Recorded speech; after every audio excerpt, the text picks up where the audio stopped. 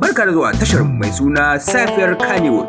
Ku danna mana subscribe don samun labaran Kannywood da dumi-dumi cikin lokaci.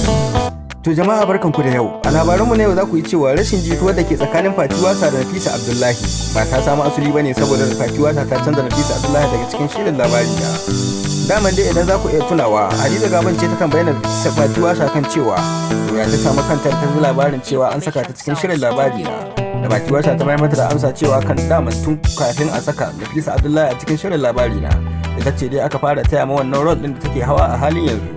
Sai dai sanadiyar lokaci da kuma wasu abubuwa da suka gitta mata a daidai wannan lokacin yasa aka nemo Nafisa Abdullahi aka daura ta daga cikin shirin. Duk da yake al'umma da dama na ganin cewa shirin labari na shine ya daga tauraruwar Nafisa Abdullahi bayan dushewa da ta fara yi, domin kuwa tun lokacin da ta yi zamani guda da Zainab Indomi to ba a ƙara jin ɗuriyar Nafisa Abdullahi ba sai da aka fara ɗaukar shirin labari na da ita.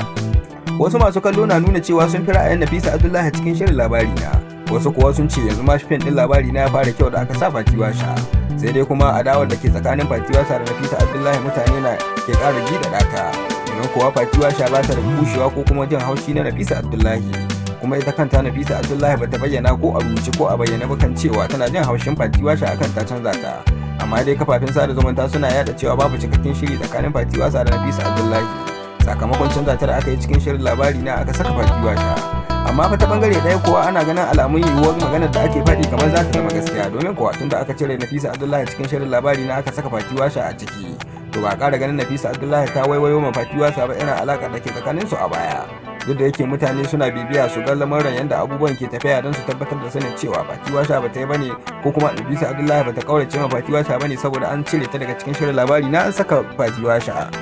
Ko dai miye a halin yanzu Fati Wasa da Nafisa Abdullahi suna nan zaman su da ram, sai dai cece kucin da ke tashi a cikin social media. Daman dai ita Fati Wasa ta bayyana ma al'umma cewa shirin labari na da take ciki tun farko da ita aka tsara shi abu dai ne wanda idan Allah bai yaba kuma ba abin da ya isa ya sa a yi shi. Yanzu dai Fati Wasa ta riga ta samu kanta cikin shirin labari na, kuma ta nuna farin cikin ta da jin daɗi haɗi da godiya ga shugabannin shirin labari na da wayanda kuma suka bayar da shawara akan cewa a neme ta. Fati Wasa dai ta samu kanta cikin shirin labari na ba da zato ba, kuma gashi ta shiga cikin shirin labari na, wanda ta ce wannan ce babban nasarar da ta fara samu tun shigo ta cikin masana'antar Kannywood. Duk da yake Fati Wasa ta yafe nafanne da dama wanda masu lissafi sun yi kiyasi akalla ta yafe sama da kwara 60, sai dai kuma sun ce Nafisa Abdullahi ita ma ta yafe nafanne da dama, amma babu wani fim da ya fitar da ita kankar na labari na. Haka ma suka ce suke wa Fati Wasa fatan alheri akan cewa fim din labari na ya ƙara fitar da ita. Yanzu haka dai Fati Wasa ita ce ke hawan mataki na Sumayya a cikin shirin labari na, kuma abin da Fati Wasa ke yi masu kallo da dama suna yabawa da jin ganin kokarinta, ganin cewa ta yi kwaikwayo sosai na irin ɗabi'u da kuma irin role ɗin da aka ɗaura Nafisa Abdullahi ciki daga cikin shirin labari na. Wayannan shirye-shirye masu dogon zango da sun cika samun irin matsala haka, jarumi ya aure, jaruma ta ya aure ko kuma jarumi ya fice daga cikin shirin. Sai dai Aminu Saira ya iya kokarin sa wurin daidaita shirin labari na, duk da cewa babu wasu jarumai da dama wanda aka fara shirin da su.